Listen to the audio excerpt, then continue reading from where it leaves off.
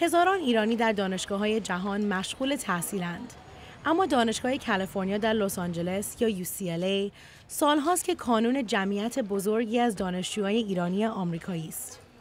شاید به دلیل اینکه شهر لس آنجلس خانه شماری از ایرانی‌های مقیم آمریکاست. صهبا شیحانی متولد آمریکاست و از 4 تا 10 سالگی در ایران زندگی کرده.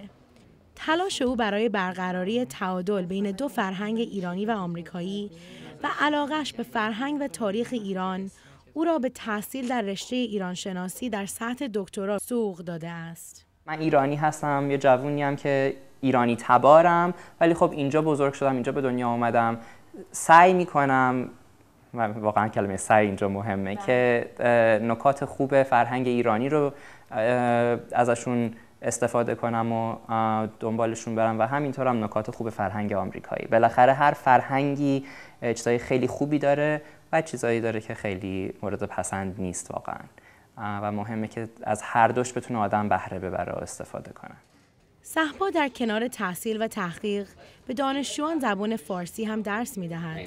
This is a very common imagery in Persian poetry and stuff. It's the nightingale and the flower. فقط اینه که فکر می‌کنم باید همیشه به اون سرزمینی که ازش میایم و فرهنگی که ازش میایم افتخار بکنیم و همیشه سعی کنیم برای سرافرازی اون فرهنگ و اون سرزمین بکوشیم و سعی بکنیم. فرقی نمی‌کنه کجای دنیا باشیم، بعد به اینی که ایرانی هستیم افتخار بکنیم. دانشگاه UCLA با داشتن استادان شناخته شده و معتبر، یکی از قوی‌ترین برنامه‌های ایران شناسی را در آمریکا ارائه می‌دهد. لطیفه حقیقی استاد محبوب دانشجویان زبان فارسی است. 24 سال است که زبان و ادبیات فارسی را به هزاران دانشجو درس داده و در سال 2010 به عنوان مدرس ممتاز دانشگاه مورد تقدیر قرار گرفته است. تجربه خیلی فوق‌العاده‌ای برام بوده، مخصوصاً کار کردن همین با بچه‌های ایرانی تبار و تمام این سال‌هایی که UCLA بودم و واقعاً تغییرات رو ببینم، پیشرفتشون رو ببینم.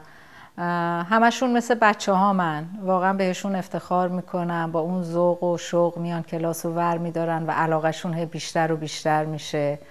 یه هویتی پیدا میکنن و اون از همه مهمتره. انرژی و شوق یادگیری در میان دانشجویان ایرانی تبار و آمریکایی این دانشگاه چه در کلاس و چه در فعالیت‌های فرهنگی در انجمن دانشجویی چشمگیر است و نسل جدید ایرانیان تلاش می‌کنند تا هویت، فرهنگ و زبان فارسی را زنده نگه دارند.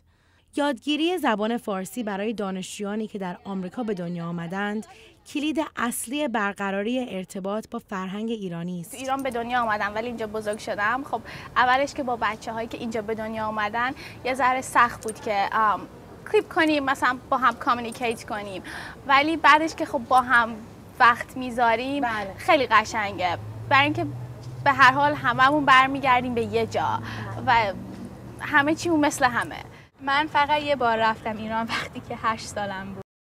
خیلی وقت پیش. من رفتم 14 سالم بوده. خیلی خیلی خیلی خوب بوده، برای که مثلا فارسی هم تمرین کنم، همه فامیلامو دیدم، چیزای مثل باغ رفتم، چیزای خیلی قشنگ توی ایران دیدم و خوب بوده.